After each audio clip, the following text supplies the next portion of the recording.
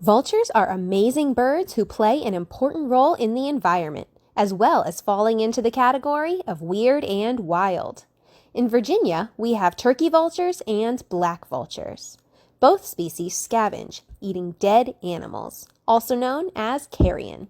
While this may seem gross, their scavenging helps to prevent the spread of disease. Vultures are known for their bald heads. Featherless heads help vultures keep clean while sticking their heads into carcasses. Bald heads may also help with temperature regulation. Another way vultures regulate their temperature? They poop on their legs. This is called urohydrosis, and the evaporation of the water in the poop cools the vulture down, much like our sweat evaporating cools us down. Acids in the poop also help to kill any bacteria on their legs. Talk about multifunctional.